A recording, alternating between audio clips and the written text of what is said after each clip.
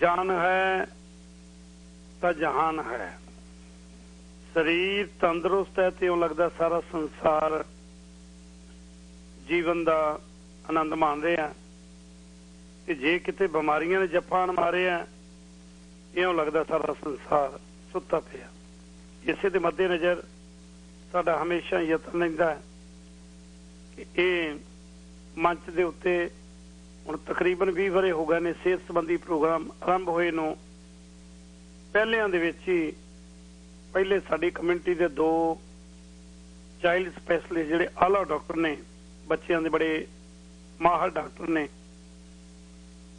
वो प्रोग्राम दे विच आके शामिल हुंदे ने, जागृति पैदा होंदी है।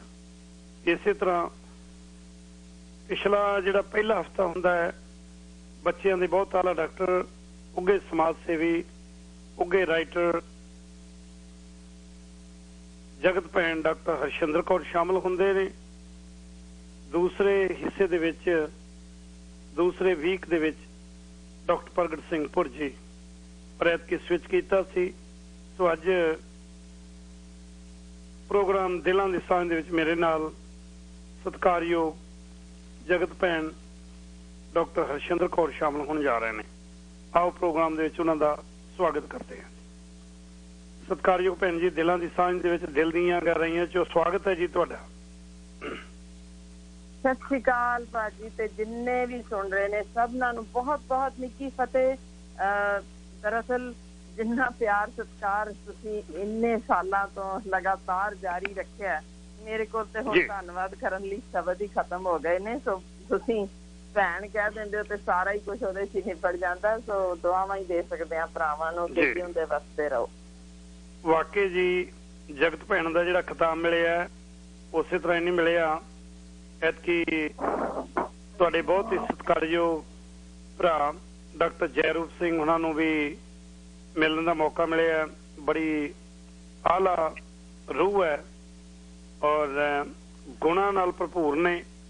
मेरा ख्याल है यह गुड़ती नाना जी वालों जिहड़ी दिती हुई है प्रोफैसर साहब सिंह सिखिज्म दे, मैं कहना कि जिहड़ा ने सानू गुरबाणी दे सही अर्थां बाबत समझाउणा सिखाया, उन्होंने दिती हुई गुरती ते प्रोफैसर प्रीतम सिंह उन्होंने दे दिते हुए प्यार ते वो लाया होया जिहड़ा बूटा है अज दुनिया भर दे विच इसे करके हरा है, इसे करके उहदे जिहड़े खुशबू है उन्हां बूटियां दी दुनिया दे हर पंजाबी दे दिलां तक है। उहदा कारण यही है कि मालक दी कृपा सदका वडेरियां दे पुरखियां दे कहे हुए बचनां दे चल के दुनिया भर दे विच अज जिहड़ा नाम कमाया है, सलूट है जी। अज सेहत संबंधी भैन जी मैं एक तुहाडे नाल विशेष गल इस करके करनी है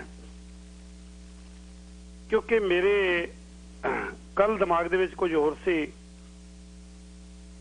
कल कुदरती किते इकत्तरता दे विच जाना पिया ते बड़ी प्यारी साडी एक बच्ची वो नाल सी ते कुछ चेर बाद थोड़ी देर बाद वासियां अंगड़ाइयां जिहियां लई जान ते मैं पुछया, मैं कहा बेटे की गल वार वार एक मिनट बाद तुहानूं उबासियां आ रही, थकावट आ रही ने। इक्को जवाब सी कि अंकल जी नींद नहीं पूरी हुई। नींद पूरी ना होने करके शरीर टुट रहा क्योंकि राती किते कोई पार्टी सी उत्थे जाना पिया उन्हां दे शादी दी ते इस करके तकरीबन 2 बज गए ते सवेरे 6 बजे काम ते पहुंचना सी, 4:30 बजे उठना पिया। 2.5 घंटे नींद हुई है। नींद पूरी ना होने करके शरीर मेरा टुट रहा है। सो अज मैं सोचिया कि जगत भैन भावें बच्चों के डॉक्टर ने उन्होंने पुछ लेने भी नींद किन्नी क जरूरी है, क्यों जरूरी है, तुहाडी बॉडी ते तुहाडे दिमाग ते तुहाडे शरीर ते किन्ना असर पाउंदी है। अज विषय रखिया जी। बिल्कुल भाजी, मैं इसे तो ही गल सिर्फ 1-2 लाइनां तो ही शुरू कर दी जिसों समझ आ जाएगी कि तुसी किन्नी अहम गल, किन्ना अहम नुकता अज चुकिया।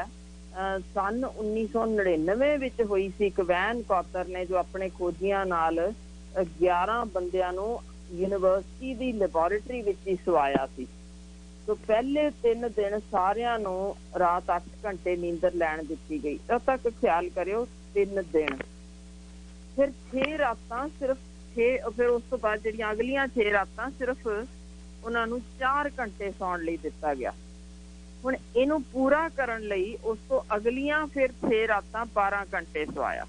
यानी पहले 3 दिन 8 घंटे पूरी नींदर लैन दिती गई, अगले 6 दिन सिर्फ 4 घंटे यानी 4 घंटे का नींदरा, जो कि उस तो अगले 6 रातां विच पूरा कर दिता गया।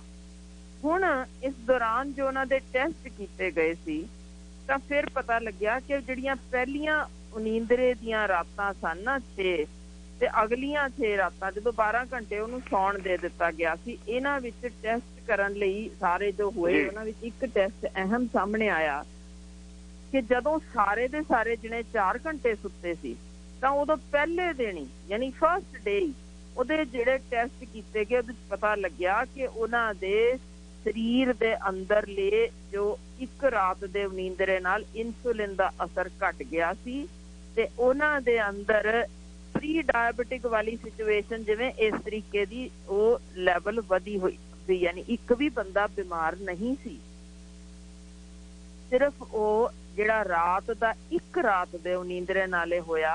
ਤਾਂ ਉਹਦਾ ਫਿਰ ਅੱਗੋਂ ਜਦੋਂ ਦੇਖਿਆ ਗਿਆ ਲਗਾਤਾਰ ਉਹਨਾਂ ਨੇ ਕਿਹਾ ਕਿ ਹਰ ਨੀਂਦਰੇ ਨਾਲ ਇਨਸੂਲਿਨ ਦਾ ਅਸਰ ਘਟਦਾ ਜਾਂਦਾ ਏ ਤੇ ਉਹਦੇ ਨਾਲੋਂ ਨਾਲ ਸਰੀਰ ਅੰਦਰ ਥਿੰਦੇ ਦੇ ਸੈੱਲ ਜਮਾ ਹੋਣ ਲੱਗ ਪੈਂਦੇ ਨੇ। ਸੋ ਇਹਦੇ ਨਾਲ ਜੋ ਅਲਟੀਮੇਟ ਇੱਕ ਨਹੀਂ ਦੋ ਨਹੀਂ, ਕਿਉਂਕਿ ਦੇਖੋ ਇਹ ਮੇਰੇ ਵਰਗਾ ਵੀ ਬੰਦਾ ਕਿੰਤੂ ਪਰੰਤੂ ਕਰੇ ਕਿ ਤਾਂ ਗਲਤ ਚੀਜ਼ਾਂ ਨੇ, ਐਵੇਂ ਇਹ ਠੀਕ ਨਹੀਂ। ਤੇ ਇਸੇ ਤਰ੍ਹਾਂ ਬਹੁਤ ਸਾਰੇ ਖੋਜੀਆਂ ਨੇ ਇਹਨੂੰ ਨਕਾਰ ਦਿੱਤਾ, ਗਲਤ ਖਬਰ ਜੇ, ਇਹ ਨਹੀਂ ਠੀਕ ਹੈ। ਉਸ ਤੋਂ ਬਾਅਦ ਫਿਰ ਅੱਗੋਂ ਤੀਜਾ ਚੌਥਾ ਯਾਨੀ ਅਨੇਕ ਖਬਰਾਂ ਜਦੋਂ ਇਹ ਛਪੀਆਂ ਉਸ ਤੋਂ ਬਾਅਦ ਕਈ ਦੁਨੀਆ ਦੇ ਹਿੱਸਿਆਂ ਦੇ ਮੈਡੀਕਲ ਕਾਲਜਸ ਵਿੱਚ ਖੋਜਾਂ ਸ਼ੁਰੂ ਹੋਈਆਂ। ਤਾਂ ਉਹਦੇ ਵਿੱਚ ਜੋ ਕਿ ਫਿਰ ਅਖੀਰ 2012 ਵਿੱਚ ਇੱਕ ਹੋਰ ਖੋਜ ਛਪੀ, ਫਿਰ 2018 ਵਿੱਚ ਛਪੀ, ਫਿਰ 2020 ਵਿੱਚ। ਹੁਣ ਇਹ ਸਾਰੀਆਂ ਦਾ ਨਿਚੋੜ ਕੱਢ ਕੇ ਦੱਸ ਦਿੰਦੀ ਹਾਂ। ਉਹਨਾਂ ਨੇ ਹਰ ਇੱਕ ਨੇ ਇਹੋ ਕੱਢਿਆ ਕਿ ਇੱਕ ਰਾਤ ਦੇ ਨੀਂਦਰੇ ਨਾਲ ਵੀ ਜੋ ਇਨਸੂਲਿਨ ਮੁਹੱਈਆ ਕੀਤੀ ਗਈ ਉਹਦਾ ਜਿਹੜਾ ਅਸਰ ਸੀ ਵਾਕਈ ਘਟਿਆ ਹੋਇਆ ਸੀ। ਤੇ ਜੇ ਲਗਾਤਾਰ ਉਹ ਨੀਂਦਰਾ ਜਿਨ੍ਹਾਂ ਨੇ ਰੱਖਿਆ ਸੀ ਉਹਨਾਂ ਅੰਦਰ ਇਹ ਜਿਹੜੇ ਥਿੰਦੇ ਦੇ ਸੈੱਲ ਸੀ ਲੋੜੋਂ ਵੱਧ ਜਮਾ ਹੋਣ ਲੱਗ ਪਏ। ਤੇ ਇੰਟਰਸਟਿੰਗ ਚੀਜ਼ ਇੱਕ ਹੋਰ ਨਜ਼ਰ ਆਈ ਕਿ ਉਹ ਜਿਹੜੇ ਸੈੱਲ ਜਮਾ ਹੋਈ ਜਾਂਦੇ ਨੇ ਜਾਂ ਇਨਸੂਲਿਨ ਦਾ ਅਸਰ ਘਟਦਾ ਤਾਂ ਸਿਰਫ ਉਹ ਨੀਂਦਰੇ ਨਾਲ ਹੀ ਸਾਡਾ ਸਰੀਰ 300 ਕੈਲਰੀਆਂ ਪ੍ਰਤੀ ਦਿਨ ਵਾਧੂ ਜਮਾ ਕਰਨ ਲੱਗ ਪੈਂਦਾ ਜੇ ਵੀ ਇੰਨਾ ਕੰਮ ਕਰਨਾ ਪੈਣਾ ਤਾਂ ਜਾਗ ਹੀ ਜਾਂਦਾ ਹੈ ਤਾਂ ਸੌਂਦਾ ਹੀ ਨਹੀਂ। ਤੇ ਉਹ ਮੋਟਾਪੇ ਦਾ ਕਾਰਨ ਬਣ ਜਾਂਦੀਆਂ ਜੇ ਲਗਾਤਾਰ ਨੀਂਦਰਾ ਰੱਖਿਆ ਜਾਏ। ਭਾਜੀ ਜ਼ਰਾ ਬਹੁਤ ਦੇਖੋ ਸਿਰਫ 6 ਰਾਤਾਂ ਤੇ ਅਗਲੀਆਂ 6 ਰਾਤਾਂ ਨੀਂਦਰ ਪੂਰੀ ਕਰ ਲਈ ਸੀ, ਪਰ ਉਹ ਨਾਰਮਲ ਆਉਣ ਵਿੱਚ ਉਹਨਾਂ ਨੂੰ 1 ਤੋਂ ਸਵਾ ਮਹੀਨਾ ਲੱਗਿਆ। ਯਾਨੀ ਇਹ ਨੀਂਦਰਾ ਅਸੀਂ ਕਹਿ ਤਾਂ ਦਿੰਦੇ ਹਾਂ ਕੋਈ ਚੱਕਰ ਹੀ ਨਹੀਂ, 2.5 ਘੰਟੇ ਅੱਜ ਸੁੱਤੇ ਕੋਈ ਨਾ ਕੱਲ ਪੂਰੀ ਕਰ ਲਵਾਂਗੇ, ਫਿਰ ਅੱਗੋਂ 5 ਦਿਨ ਬਾਅਦ ਫਿਰ ਇੱਕ ਪਾਰਟੀ ਹੈ ਕੋਈ ਨਾ ਫਿਰ ਕਰ ਲਵਾਂਗੇ। ਤੋ ਇਹ ਵਾਰਨਿੰਗਸ ਜੋ ਜਾਰੀ ਕੀਤੀਆਂ ਨੇ ਮੇਰਾ ਖਿਆਲ ਹੈ ਆਪਾਂ ਖੋਜਾਂ ਦੇ ਉੱਤੇ ਆਧਾਰਿਤ ਤੇ ਕਿਵੇਂ ਇਹਨਾਂ ਤੋਂ ਬਚ ਸਕਦੇ ਹਾਂ, ਕਿਉਂਕਿ ਸਾਡੇ ਬਹੁਤ ਸਾਰੇ ਵੀਰ ਸੁਣਨ ਵਾਲੇ ਕਈ ਟਰੱਕ ਡਰਾਈਵਰ ਵੀ ਨੇ, ਕੋਈ ਕਾਰਾਂ ਚਲਾਉਂਦੇ ਨੇ, ਟੈਕਸੀਆਂ ਚਲਾਉਂਦੇ ਨੇ, ਜਿਨ੍ਹਾਂ ਨੂੰ ਰਾਤ ਭਰ ਜਾਗਣਾ ਪੈਂਦਾ ਤੇ ਕਿਸ ਤਰੀਕੇ ਉਹ ਆਪਣੇ ਆਪ ਨੂੰ ਠੀਕ ਕਰਨ। ਕਿਉਂਕਿ ਇਹਦੇ ਵਿੱਚ ਜੋ ਚੂਹਿਆਂ ਉੱਤੇ ਇੱਕ ਖੋਜ ਉਸ ਤੋਂ ਵੀ ਕਮਾਲ ਦੀ ਸੀ, ਉਹ ਵੀ ਉਹਦੇ ਤੋਂ ਹੁਣ ਕਿਉਂ ਉਹਦੀ ਇੰਪੋਰਟੈਂਸ ਹੈ ਉਹ ਜੇ ਇਜਾਜ਼ਤ ਦਿਓ ਮੈਂ ਜ਼ਰੂਰ ਗੱਲ ਕਰਨਾ ਚਾਹੁੰਦੀ ਹਾਂ। ਜੀ ਜੀ, ਤੇ ਇੱਕ ਮਿੰਟ ਇੱਥੇ ਰੁਕਿਓ। ਸੋ ਇਹਦਾ ਮਤਲਬ ਇਹ ਹੈ ਕਿ ਮੰਨ ਲਓ 2 ਦਿਨ ਉਹ ਨੀਂਦਰੇ ਰਹਿ, ਜਿਹੜੀ ਮੰਨ ਲਓ 7 ਘੰਟੇ ਜਾਂ 8 ਘੰਟੇ ਨੀਂਦ ਪੂਰੀ ਕਰਨੀ ਸੀ ਉਹ 2-2 ਘੰਟੇ ਨੀਂਦ ਪੂਰੀ ਕੀਤੀ। ਦੂਜੇ ਦਿਨ ਹਫ਼ਤੇ ਬਾਅਦ ਜਾਂ ਤੀਜੇ ਦਿਨ ਇਹ ਕਿਹਾ ਵੀ ਉਸ ਨੀਂਦ ਨੂੰ ਪੂਰਾ ਕਰਨ ਲਈ 8 ਘੰਟੇ ਦੀ ਬਜਾਏ ਅਸੀਂ 12 ਘੰਟੇ ਸੌਂਦੇ ਹਾਂ। ਏਦਾਂ ਬੋਡੀ ਪ੍ਰੋਪਰ ਰਿਕਵਰ ਨਹੀਂ ਹੁੰਦੀ। ਫਿਰ ਇਹੀ ਦੱਸ ਰਹੀ ਹਾਂ ਜੀ ਕਿ ਇਹ ਮੈਂ ਵੀ ਇੱਕ ਜੇ ਬਤੌਰ ਡਾਕਟਰ ਵੀ ਇਹੋ ਜਿਹੀ ਖੋਜ ਨੂੰ ਸੋਚਾਂ ਤੇ ਮੈਨੂੰ ਇੰਝ ਹੀ ਲੱਗਦਾ ਕਿ कोई ਇਹੋ ਜਿਹੀ ਵੱਡੀ ਗੱਲ ਤਾਂ ਨਹੀਂ। ਪੂਰੀ ਤਰ੍ਹਾਂ ਨੀਂਦਰ ਅਸੀਂ ਰਿਕਵਰ ਕਰ ਜਾਂਦੇ ਹਾਂ, ਅਸੀਂ ਐਕਟਿਵ ਹੋ ਜਾਂਦੇ ਹਾਂ, ਚਾਹ ਕੌਫੀ ਇੱਕ ਲੈ ਲਿਆ ਕੱਪ, ਫਿਰ ਸੁਸਤ ਹੋ ਗਏ, ਰਾਤ ਨੂੰ ਥੋੜਾ ਛੇਤੀ ਸੌਂ ਗਏ, ਰਿਕਵਰ ਹੋ ਜਾਂਦੇ ਹਾਂ। ਪਰ ਮੈਂ ਖੋਜ ਇਸੇ ਕਾਰਨ ਇਹ ਚੀਜ਼ਾਂ ਦੱਸੀਆਂ ਸੀ, ਜਿਨ੍ਹਾਂ 'ਚ ਮੈਂ ਅਗਲੀਆਂ ਜਦੋਂ ਖੋਜਾਂ ਦੱਸਾਂਗੀ ਉਹਨਾਂ 'ਚ ਹੋਰ ਵੀ ਕਲੀਅਰ ਹੋ ਜਾਏਗਾ ਕਿ ਵਾਕਈ ਇਹ ਜਿਹੜਾ ਸਿਰਫ 6 ਰਾਤਾਂ ਦਾ ਨੀਂਦਰਾ ਜਿਹਨੂੰ ਅਗਲੀਆਂ 6 ਰਾਤਾਂ 'ਚ ਪੂਰਾ ਵੀ ਕਰ ਲਿਆ ਗਿਆ, ਫਿਰ ਵੀ ਉਹ ਸਾਰਾ ਕੁਝ ਨਾਰਮਲ ਆਉਂਦਿਆਂ ਉਹਨਾਂ ਨੂੰ 1 ਮਹੀਨਾ ਤੋਂ ਲੈ ਕੇ 1.25 ਮਹੀਨਾ ਉਹਨਾਂ ਦੀ ਬਾਡੀ ਨੂੰ ਐਡਜਸਟ ਕਰਦਿਆਂ ਲੱਗਿਆ।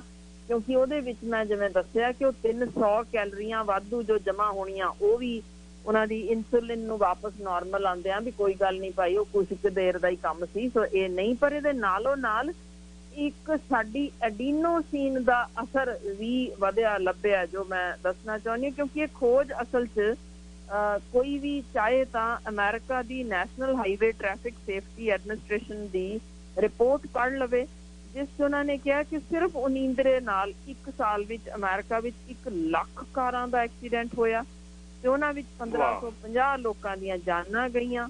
ਤੇ ਉਹਨਾਂ ਵਿੱਚ ਸਭ ਤੋਂ ਵੱਧ ਦਿੱਕਤ, ਧਿਆਨ ਕਰਿਓ, 25 ਸਾਲਾਂ ਤੋਂ ਘੱਟ ਉਮਰ ਦੇ ਲੋਕਾਂ ਵਿੱਚ ਵੀ ਸੀ। ਜਦੋਂ ਅਸੀਂ ਕਹਿੰਦੇ ਹਾਂ ਕਿ ਇਹ ਉਮਰ ਹੀ ਕੀ ਹੈ, ਪੂਰਾ ਆਰਾਮ, ਤੁਸੀਂ ਮਜ਼ੇ ਨਾਲ 2 ਰਾਤਾਂ ਵੀ ਜਾਗ ਲਓ, ਰਾਤ ਭਰ ਦੀਆਂ ਪਾਰਟੀਜ਼ ਕਰੋ, ਰਾਤ ਭਰ ਬਹਿ ਕੇ ਪੜ੍ਹ ਲਓ, ਕੋਈ ਚੱਕਰ ਹੀ ਨਹੀਂ। ਇਹ ਹਾਰਵਰਡ ਮੈਡੀਕਲ ਸਕੂਲ ਦੀ ਖੋਜ ਜੇ ਬੌਬ ਮਰਕਲੇ ਨੇ ਕੀਤੀ ਹੋਈ, ਮੈਕਾਰਲੇ ਨੇ ਕੀਤੀ ਹੋਈ ਹੈ।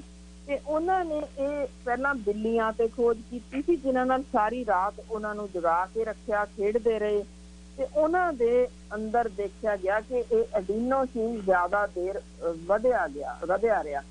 ਫਿਰ ਜਦੋਂ ਉਹਨਾਂ ਨੂੰ ਦੇਰ ਬਾਅਦ ਜਦੋਂ ਸੌਣ ਦਿੱਤਾ ਗਿਆ, ਕਈ ਦਿਨ ਹੋਰ ਸੌਣ ਦਿੱਤਾ ਗਿਆ, ਤਾਂ ਦੇਖਿਆ ਕਿ ਹਫ਼ਤੇ ਤੋਂ 10 ਦਿਨਾਂ ਬਾਅਦ ਉਹ ਐਡੀਨੋਸੀਨ ਘਟਿਆ। ਮੈਂ ਦੱਸਦੀ ਹਾਂ ਕੀ ਕਰਦਾ।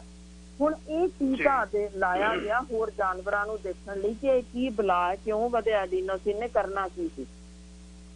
ਹੁਣ ਇਹ ਦੇਖਿਆ ਕਿ ਇਹਦੇ ਨਾਲ ਤੁਹਾਨੂੰ ਨੀਂਦਰ ਦੀਆਂ ਦਿਨੇ ਵੀ ਝਪਕੀਆਂ ਜਿਹੀਆਂ ਆਣੀਆਂ ਸ਼ੁਰੂ ਹੋ ਜਾਂਦੀਆਂ ਨੇ, ਯਾਨੀ ਉਹੀ ਚੀਜ਼ ਜੋ ਉਹਨਾਂ 'ਚ ਵਧੀ ਪਈ ਸੀ, ਜੋ ਕਾਫੀ ਚਿਰ ਬਾਅਦ ਨਾਰਮਲ ਆਈ। ਤਾਂ ਉਹ ਸਾਨੂੰ ਲੱਗਦਾ ਇਹੀ ਹੈ ਕਿ ਅਸੀਂ ਸੁਸਤ ਹਾਂ, ਸਭ ਕੁਛ ਠੀਕ ਹੈ, ਪਰ ਉਹ ਝਪਕੀ ਜਿਹੜੀ ਵਿੱਚ ਆਉਂਦੀ ਜੇ ਸਕਿੰਟ ਲਈ, ਉਹੀ ਜੇ ਜਿਹੜਾ ਸਾਡਾ ਅਟੈਂਸ਼ਨ ਸਪੈਨ ਘਟਾ ਦਿੰਦੀ ਜੇ। ਜਿਵੇਂ ਕੌਫੀ ਪੀ ਕੇ ਅਸੀਂ ਵਕਤੀ ਤੌਰ ਤੇ ਤਾਂ ਖੜੇ ਹੋ ਜਾਂਦੇ ਹਾਂ, ਪਰ ਹੌਲੀ ਹੌਲੀ ਇਹ ਹੁੰਦਾ ਕੀ ਜੇ ਕਿ ਐਡੀਨੋਸੀਨ ਦੀ ਮਾਤਰਾ ਇੰਨੀ ਵੱਧ ਜਾਂਦੀ ਜੇ ਅੰਦਰ ਕਿ ਸਰੀਰ ਨੂੰ ਉਹ ਸੌਣ ਦਾ ਸੁਨੇਹਾ ਲਗਾਤਾਰ ਮਿਲੀ ਜਾਂਦਾ, ਜਿਵੇਂ ਸੁਸਤ ਹੋਣਾ। ਉਹਦੇ ਨਾਲ ਜਿਵੇਂ ਜਿਹੜੀਆਂ ਬਿਮਾਰੀਆਂ ਸ਼ੁਰੂ ਹੁੰਦੀਆਂ ਜੇ, ਜਦੋਂ ਵੀ ਇਸ ਤਰੀਕੇ ਦੀ ਜਦੋਂ ਸੁਨੇਹ ਲਗਾਤਾਰ ਆਈ ਜਾਣ, ਇੰਨੀ ਵੱਡੀ ਮਾਤਰਾ ਖੂਨ 'ਚ ਵਧਿਆ ਹੋਵੇ, ਉਹ ਅੱਗੋਂ ਚੂਹਿਆਂ ਵਿੱਚ ਇਸ ਤਰੀਕੇ ਦੀ ਫਿਰ ਅਗਲੀ ਖੋਜ ਕੀਤੀ ਗਈ। ਉਹਦੇ ਵਿੱਚ ਵੀ ਸਿਮਿਲਰ ਇਸੇ ਤਰ੍ਹਾਂ ਦੀ ਜੋ ਨੁਕਸ ਲੱਭੇ। ਫਿਰ ਇਹ ਕੀਤਾ ਗਿਆ ਦੁਬਾਰਾ, ਜਿਵੇਂ ਪਹਿਲਾਂ ਮੈਂ ਦੱਸਿਆ ਸੀ ਸਿਰਫ 11 ਬੰਦਿਆਂ ਤੇ ਸੀ, ਫਿਰ ਇਹ ਖੋਜ ਵੱਡੀ ਪੱਧਰ ਤੇ ਕੀਤੀ ਗਈ ਤੇ ਦੇਖਿਆ ਕਿ ਜਦੋਂ ਇਹ ਨੀਂਦਰ ਦੀਆਂ ਝਪਕੀਆਂ ਆਉਂਦੀਆਂ ਜੇ, ਤੁਸੀਂ ਕੌਫੀ ਲਈ, ਸਟਰੋਂਗ ਕੌਫੀ ਲਈ, ਫਿਰ ਕੁਝ ਖਾਣ ਨੂੰ ਮੂੰਹ 'ਚ ਪਾਇਆ ਕਿ ਭਾਈ ਸੁਸਤੀ ਆਵੇ, ਹਾਂਜੀ ਆ ਗਿਆ, ਤਾਂ ਉਹ ਜਿਵੇਂ ਆਮ ਤੁਸੀਂ ਸੁਣਿਆ ਹੋਏਗਾ, ਕਿਉਂਕਿ ਮੈਂ ਵੀ ਬੜੀ ਵਾਰ ਸੁਣਿਆ ਸੀ ਤੇ ਅਸੀਂ ਹੱਸ ਲਈਦਾ ਸੀ ਕਿ ਕਹਿੰਦੇ ਨੇ ਇੱਕੋ ਹੀ ਫੁਲਕਾ ਖਾਂਦੇ ਆ, ਲੱਗਦਾ 10 ਵਾਂਗ, ਸਰੀਰ ਫੁੱਲੀ ਜਾਂਦਾ। ਇਹ ਆਮ ਸੁਣਨ ਨੂੰ ਮਿਲਦੀਆਂ ਸੀ ਤੇ ਅਸੀਂ ਉਹਨੂੰ ਨਕਾਰ ਦਿੰਦੇ ਸਾਂ ਕਿ ਨਹੀਂ।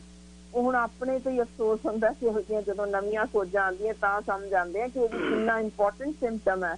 ਤੇ ਹੁਣ ਜਦੋਂ ਉਸ ਤੋਂ ਬਾਅਦ ਪੁੱਛਣ ਲੱਗੇ ਤਾਂ ਇਹ ਸਾਰਿਆਂ ਕੇਸਾਂ 'ਚ ਇਹੀ ਆਉਂਦਾ, ਹਾਂਜੀ ਰਾਤ ਕਦੇ ਲੇਟ ਹੋ ਜਾਈਦਾ, ਕਦੇ ਨੀਂਦਰ ਨਹੀਂ ਆਉਂਦੀ, ਕਦੇ ਰਾਤ ਨੂੰ ਉੱਠਣਾ ਵੀ ਪੈਂਦਾ। ਸੋ ਨਤੀਜੇ ਵਜੋਂ ਜੋ ਐਕਸਟਰਾ ਕੈਲਰੀਜ਼ ਸਾਡਾ ਸਰੀਰ ਜਮ੍ਹਾਂ ਕਰਨ ਲੱਗ ਜਾਂਦਾ ਹੈ, ਯਾਨੀ ਜੋ ਚੀਜ਼ ਠੰਡ ਵੀ ਦੇਣੀ ਹੁੰਦੀ ਹੈ, ਸੁੱਟ ਵੀ ਦੇਣੀ ਹੁੰਦੀ ਹੈ, ਵੀ ਵਾਧੂ ਹੈ ਕੱਢ ਦਿਓ, ਉਹ ਵੀ ਸਰੀਰ ਨਿਕਲਣ ਨਹੀਂ ਦਿੰਦਾ। ਉਹ ਵਾਕਈ ਇੱਕ ਫੁਲਕਾ 10 ਵਾਂਗ ਦਾ ਲੱਗਣ ਲੱਗ ਜਾਂਦਾ ਕਿ ਭਾਈ ਇਹ ਕਈ ਜੋ ਟੁੱਟ ਫੁੱਟ ਸਰੀਰ ਦੀ ਹੋਣੀ ਸੀ, ਜੋ ਇੱਕ ਰਾਤ ਵਿੱਚ ਪੂਰੀ ਹੋ ਜਾਣੀ ਸੀ ਸਰੀਰ ਦੀ, ਕਿ ਜੋ ਜਿਗਰ ਦੇ ਸੈੱਲ ਟੁੱਟੇ ਨੇ, ਜੋ ਦਿਮਾਗ ਵਿੱਚ ਵਾਧੂ ਗੰਦ ਜਮਾ ਹੋਇਆ ਉਹਨੂੰ ਕੱਢਣਾ ਹੈ, ਜਾਂ ਜੋ ਗੁਰਦੇ ਦੇ ਜਾਂ ਪੱਠੇ ਜੋ ਟੁੱਟੇ ਨੇ, ਸਾਰੀਆਂ ਚੀਜ਼ਾਂ ਦੇ ਜਦੋਂ ਤੁਸੀਂ ਉਹਦੀ ਟੁੱਟ ਫੁੱਟ ਦੀ ਜੋ ਰਿਪੇਅਰ ਸਾਰੀ ਰਾਤ ਵਿੱਚ ਹੋ ਜਾਣੀ ਸੀ, ਉਹ ਨਾ ਹੋਣ ਕਾਰਨ ਐਕਸਟਰਾ ਕੈਲਰੀਜ਼ ਜਮਾ ਹੁੰਦੀਆਂ ਜੇ ਕਿ ਭਾਈ ਉਹ ਟੁੱਟ ਫੁੱਟ ਦੀ ਜਾਂ ਰਿਪੇਅਰ ਦਾ ਸਮਾਂ ਨਹੀਂ ਹੈ, ਇਹਨੂੰ ਹੁਣ ਹੋਰ ਚਾਹੀਦਾ ਸਮਾਂ। ਉਹ ਚੀਜ਼ ਇਸ ਕਾਰਨ ਦਿਖਿਆ ਗਿਆ ਕਿ ਇਹਨਾਂ 'ਚ ਮੋਟਾਪਾ ਬਹੁਤ ਆਮ ਜੇ। ਹੁਣ ਇਹਦੇ ਵਿੱਚ ਹੁੰਦਾ ਕੀ ਜੇ, ਅਮਰੀਕਾ 'ਚ ਇੱਕ ਅਗਲੀ ਖੋਜ ਜੋ ਕਿਆਰਾ ਸਰੈਲੀ ਨੇ ਜੋ ਕੀਤੀ ਸੀ, ਉਹਨੇ ਚੂਹਿਆਂ ਤੋਂ ਬਾਅਦ ਇਹ ਜਿਹੜੇ ਉਹਨਾਂ ਦੇ ਮਾਰਨ ਤੋਂ ਬਾਅਦ ਕੋਰਟੀਕਲ ਨਿਊਰੋਨ ਸੈੱਲਾਂ ਵਿੱਚ ਫਿਰ ਜਿਹੜੇ ਲਗਾਤਾਰ 1 ਮਹੀਨਾ ਇਸੇ ਤਰ੍ਹਾਂ ਉਹਨੇ ਚਲਾਏ ਕਿ ਚੂਹਿਆਂ ਨੂੰ ਲਗਾਤਾਰ 1 ਮਹੀਨਾ ਰੈਗੂਲਰ ਤੁਸੀਂ ਕਦੇ 7 ਘੰਟੇ, ਕਦੇ 6 ਘੰਟੇ, ਕਦੇ ਇਸ ਤਰ੍ਹਾਂ 5 ਘੰਟੇ, ਫਿਰ ਅਗਲੇ ਦਿਨ 7, ਫਿਰ 8, ਕਦੇ 7, ਇਸ ਤਰ੍ਹਾਂ ਕਰ ਕਰਕੇ ਹੁਣ ਭਾਜੀ ਇੰਪੋਰਟੈਂਟ ਚੀਜ਼ ਦੇਖੋ, ਉਹਨਾਂ ਦੇ ਦਿਮਾਗ ਦੇ ਸੈੱਲਾਂ ਦੀ ਜਾਂਚ ਕੀਤੀ ਤਾਂ ਪਤਾ ਲੱਗਿਆ ਕਿ ਉਹਨਾਂ ਦੇ ਕੋਰਟੀਕਲ ਨਿਊਰੋਨ ਸੈੱਲ ਹੁੰਦੇ ਜੇ ਸਾਡੇ ਦਿਮਾਗ ਦੇ ਅਗਲੇ ਸਿਰੇ ਦੇ ਸੈੱਲ, ਜਿਨ੍ਹਾਂ ਤੋਂ ਸਾਡੀ ਬੌਧਿਕ ਵਿਕਾਸ, ਸੋਚਣ ਸਮਝਣ ਦਾ, ਫੈਸਲੇ ਲੈਣ ਦਾ, ਇਹ ਸਾਰਾ ਜੋ ਸਾਡਾ ਸਿਸਟਮ ਉਹਦੇ ਤੋਂ ਤੁਰਦਾ ਹੈ, ਉਹ ਸਾਰੇ ਦੇ ਸਾਰੇ ਵਿੱਚ ਸਦੀਵੀ ਬਦਲਾਅ ਹੋਇਆ ਲੱਭਿਆ 1 ਮਹੀਨੇ 'ਚ ਚੂਹਿਆਂ ਦੇ ਉੱਤੇ। ਉਹਨਾਂ ਦੇ ਸੈੱਲਾਂ ਵਿੱਚ ਮਾਈਟੋਕੌਂਡਰੀਆ ਜ਼ਿਆਦਾ ਚੁਸਤ ਹੋਇਆ ਲੱਭਿਆ, ਜਿਸ ਨਾਲ ਸੈੱਲ ਨੂੰ ਸੁਨੇਹਾ ਮਿਲਿਆ ਵੀ ਸਾਰੇ ਸਰੀਰ ਨੂੰ ਜਾਗੀ ਜਾਓ, ਜਾਗੀ ਜਾਓ। ਸੋ ਸੁੱਤੇ ਹੋਏ ਵੀ ਉਹ ਉਸ ਤਰੀਕੇ ਦੀ ਨਹੀਂ ਰਿਲੈਕਸ ਜਿਹਦੇ ਨਾਲ ਉਹ ਸਾਰੇ ਅੰਗ ਸਵੇਰੇ ਚੁਸਤੀ ਨਾਲ ਖੜੇ ਹੁੰਦੇ। ਸੋ ਲੋੜੋਂ ਵੱਧ ਜਿਹੜਾ ਕੰਮ ਹੁੰਦਾ ਰਿਹਾ, ਟੁੱਟ ਫੁੱਟ ਜਮਾ ਹੁੰਦੀ ਰਹੀ। ਸੋ ਨਤੀਜਾ ਉਹਨਾਂ ਨੇ ਇਹ ਕੱਢੇ ਕਿ ਇਹ ਛੇਤੀ ਬੁੱਢੇ ਹੋਣ ਦੇ ਅਸਾਰ, ਭੁੱਲ ਜਾਣ ਦੇ, ਚੀਜ਼ਾਂ ਭੁੱਲਣ ਦੇ ਅਸਾਰ, ਖਿਜਣ, ਪੂਰੀ ਚੰਗੀ ਤਰ੍ਹਾਂ ਫੈਸਲਾ ਨਾ ਲੈ ਸਕਣਾ, ਚਿੜਚਿੜਾਪਨ ਹੋ ਜਾਣਾ, ਇਹ ਹੌਲੀ ਹੌਲੀ ਸੁਭਾਅ 'ਚ ਤਬਦੀਲੀ ਜਦੋਂ ਬੰਦਿਆਂ ਉੱਤੇ ਟੈਸਟ ਕੀਤਾ ਗਿਆ, ਦੇਖਣ ਨੂੰ ਮਿਲਿਆ ਕਿ ਉਨੀਂਦਰੇ ਸਦਕਾ ਉਹਨਾਂ ਵਿੱਚ ਵੀ 3 ਮਹੀਨੇ ਦੇ ਬਾਅਦ ਇਹ ਸਾਰੇ ਬਦਲਾਅ ਦੇਖਣ ਨੂੰ ਮਿਲ ਗਏ ਸਨ। ਯਾਨੀ ਉਹਨਾਂ ਦਾ ਭਾਰ ਵੀ ਵਧਣ ਲੱਗ ਗਿਆ ਸੀ, ਇਨਸੂਲਿਨ ਦਾ ਇਫੈਕਟ ਵੀ ਘਟ ਗਿਆ ਸੀ, ਛੇਤੀ ਖਿਜ ਜਾਣਾ, ਚਿੜਚਿੜਾਪਨ, ਗੁੱਸਾ ਆ ਜਾਣਾ, ਯਾਨੀ ਸੁਭਾਅ 'ਚ ਤਬਦੀਲੀ, ਘੱਟ ਹੱਸਣਾ। ਹੁਣ ਇਹਨਾਂ ਸਾਰਿਆਂ ਨੂੰ ਕੀਤਾ ਕੀ ਗਿਆ ਕਿ ਇਹਨਾਂ ਦਾ ਠੀਕ ਕਿਵੇਂ ਕਰਨਾ, ਉਹਦੇ ਲਈ ਰਿਪੇਅਰ ਵਾਸਤੇ ਫਿਰ ਚੂਹਿਆਂ ਦੇ ਉੱਤੇ ਖੋਜ ਕੀਤੀ ਗਈ, ਜਿਨ੍ਹਾਂ ਨੂੰ ਨੀਂਦਰਾ ਸਿਰਫ 4 ਦਿਨ ਦਾ ਸੀ। ਉਹਨਾਂ ਨੂੰ ਮੁੜ ਕੇ 36 ਘੰਟਿਆਂ ਲਈ ਪੂਰਾ ਛੱਡਤਾ ਵੀ ਸੌਂ ਜਾਓ, ਜਿੰਨੀ ਵਾਰ ਮਰਜ਼ੀ ਦਿਨ 'ਚ ਸੌਣਾ। ਹੁਣ ਦੇਖਣ ਵਿੱਚ ਇਹ ਲੱਗਿਆ ਕਿ ਇਹ ਜਦੋਂ ਵਾਪਸ ਹੁਣ ਸਿਰਫ 4 ਦਿਨਾਂ ਤੋਂ ਬਾਅਦ 36 ਘੰਟੇ ਪੂਰਾ ਰਿਲੈਕਸ ਕਰਨ ਨੂੰ ਦਿੱਤਾ ਗਿਆ। ਫਿਰ ਟੈਸਟ ਕੀਤਾ ਗਿਆ, ਲੱਗਿਆ ਕਿ ਸਾਰੇ ਚੂਹੇ ਨਾਰਮਲ ਆ ਗਏ ਜੀ, ਇਹਦਾ ਮਤਲਬ ਹੈ ਬਹੁਤ ਸੌਖਾ ਹੈ, ਹੁਣ ਬੰਦਿਆਂ ਤੇ ਟਰਾਈ ਕਰ ਸਕਦੇ ਆ। ਉਹਨਾਂ ਦੇ ਸੈੱਲਾਂ ਦੇ ਅੰਦਰ ਦੀ ਤਬਦੀਲੀ ਦਾ ਜਦੋਂ ਟੈਸਟ ਕੀਤਾ ਗਿਆ ਭਾਜੀ, ਉਹ ਉਂਝ ਦੀ ਉਂਝ ਹੀ ਰਹੀ। ਯਾਨੀ 4 ਦਿਨ ਦੇ ਉਨੀਂਦਰੇ ਤੋਂ ਬਾਅਦ 36 ਘੰਟੇ ਵੀ ਪੂਰਾ ਉਹਨੂੰ ਆਰਾਮ ਲਈ ਦੇਣ ਬਾਅਦ ਵੀ ਉਹ ਚੂਹਿਆਂ ਦੇ ਜਿਹੜੇ ਯਾਨੀ ਸੈੱਲਾਂ ਦੇ ਅੰਦਰਲੀ ਤਬਦੀਲੀ ਠੀਕ ਨਹੀਂ ਸੀ ਹੋਈ। ਹੁਣ ਬੰਦਿਆਂ ਉੱਤੇ ਸੇਮ ਟਰਾਈ ਕੀਤਾ ਗਿਆ ਵੀ ਜਿਹੜੇ ਜਾਗਦੇ ਨੇ ਜਾਂ ਜਿਹੜੇ ਮੁੜ ਕੇ 2.5 ਘੰਟੇ ਜਿਵੇਂ ਤੁਸੀਂ ਦੱਸਿਆ ਸੌਣਾ ਪੈਂਦਾ, ਜਾਂ ਕਦੇ ਵਾਰ ਅਸੀਂ ਵੀ ਬਥੇਰੀ ਵਾਰ ਐਮਰਜੈਂਸੀ ਜਦੋਂ ਹੁੰਦੀ ਜੇ 24 ਘੰਟਿਆਂ ਦੀ ਜਾਗਦੇ ਰਹੀਦਾ। ਸੋ ਇਹ ਚੀਜ਼ ਨੂੰ ਨਹੀਂ ਸੀ ਉਦੋਂ ਅਹਿਸਾਸ ਹੋਇਆ। ਕਿਉਂ ਹੁਣ ਈਵਨ ਹਾਈ ਕੋਰਟ ਨੇ ਸਾਡੇ ਇੱਥੇ ਆਰਡਰ ਕੀਤੇ ਹੋਏ ਆ ਕਿ ਤੁਸੀਂ ਮਿਡਨਾਈਟ ਭਾਵੇਂ ਚੇਂਜ ਕਰਨਾ ਪਵੇ, ਇਹ ਡਿਊਟੀਜ਼ ਘਟਾਈਆਂ ਜਾਣ। ਕਾਰਨ ਕੀ ਹੋਇਆ ਸੀ ਖੋਜ ਤੇ? ਉਹ ਇਹ ਹੋਇਆ ਸੀ ਕਿ ਹੁਣ ਜੋ ਬੰਦਿਆਂ ਤੇ ਟੈਸਟ ਕੀਤੇ ਗਏ ਵੀ ਆਪਾਂ ਇਹ ਤਾਂ ਚੂਹਿਆਂ ਦੀ ਹੈ, ਕਿਵੇਂ ਕਰੀਏ? ਹੁਣ ਉਹਨਾਂ ਦੇ ਸੈੱਲਾਂ ਵਿੱਚ ਜੋ ਨੁਕਸ ਲੱਭੇ ਗਏ, ਉਹ ਇਹ ਦੇਖਿਆ ਗਿਆ ਕਿ ਜਿਹੜੇ ਰੂਟੀਨ ਵਿੱਚ ਯਾਨੀ ਰੈਗੂਲਰ ਤੌਰ ਤੇ ਜੋ ਨੀਂਦਰਾ ਲਗਾਤਾਰ, ਮਿਸਾਲ ਵਜੋਂ ਅਸੀਂ ਕਹਿੰਦੇ ਹਾਂ 7.5 ਤੋਂ 8 ਘੰਟੇ ਦੀ ਨਾਰਮਲ ਨੀਂਦ ਹੈ, ਕਿ ਜਿਸ ਵਿੱਚ ਜੇ ਰਾਤ ਨੂੰ ਤੁਸੀਂ ਬਾਈ ਚਾਂਸ 6.5 ਘੰਟੇ ਸੁੱਤੇ ਹੋ ਤਾਂ ਤੁਸੀਂ ਦੁਪਹਿਰੇ ਜੇ ਉਹ ਘੰਟਾ ਹੋਰ ਨੀਂਦ ਪੂਰੀ ਕਰ ਲੈਂਦੇ ਹੋ ਤਾਂ ਉਹ ਕੋਈ ਫਰਕ ਨਹੀਂ ਪੈਂਦਾ। ਪਰ ਜੇ ਲਗਾਤਾਰ ਤੁਸੀਂ 1 ਘੰਟਾ ਹੀ ਘੱਟ ਕਰਦੇ ਜਾਂਦੇ ਹੋ ਤਾਂ ਇਹ ਬੰਦਿਆਂ ਦੇ ਵਿੱਚ ਜੋ ਟੈਸਟ ਕੀਤਾ ਗਿਆ, ਜੋ ਰੂਟੀਨ ਵਿੱਚ ਯੰਗ ਸਟੂਡੈਂਟ, ਜੇ ਨੌਜਵਾਨ ਬੱਚੇ ਸੀ ਜਾਂ ਜਿਹੜੇ ਯਾਨੀ 40 ਸਾਲ ਤੋਂ ਥੱਲੇ ਸੀ ਤਾਂ ਗਿਣਦੇ ਹੀ ਭਰ ਜਵਾਨ ਆ, ਉਹਨਾਂ ਵਿੱਚ ਵੀ ਸਾਰਿਆਂ ਵਿੱਚ ਜਦੋਂ ਇਸ ਤਰੀਕੇ ਦਾ ਨੀਂਦਰਾ ਕਿ ਜੋ 6 ਜਾਂ 6.5 ਘੰਟਿਆਂ ਦੀ ਨੀਂਦ ਲੈ ਰਹੇ ਸਨ ਰੂਟੀਨ ਵਿੱਚ ਹੀ, ਤੇ ਦੁਪਹਿਰੇ ਆਰਾਮ ਨੂੰ ਨਹੀਂ ਸੀ ਇਹਨਾਂ ਨੂੰ ਮਿਲ ਰਿਹਾ, ਇਹਨਾਂ ਦੇ ਜਦੋਂ ਸੈੱਲਾਂ ਦਾ ਟੈਸਟ ਕੀਤਾ ਗਿਆ ਤਾਂ ਪਤਾ ਲੱਗਿਆ ਕਿ ਉਹਨਾਂ ਦੇ ਬਹੁਤ ਸਾਰੇ ਅੰਗਾਂ ਵਿੱਚ ਤਬਦੀਲੀਆਂ ਹੋ ਗਈਆਂ ਸਨ। ਫੈਟੀ ਲਿਵਰ ਤੱਕ ਸ਼ੁਰੂ ਹੋ ਗਿਆ, ਯਾਨੀ ਉਹ ਅਰਲੀ ਸਟੇਜ ਡੈਮੇਜ, ਨੁਕਸਾਨ ਹੋਇਆ ਹਰ ਅੰਗ ਵਿੱਚ ਲੱਭਿਆ, ਜੋ ਦੱਸ ਰਿਹਾ ਸੀ।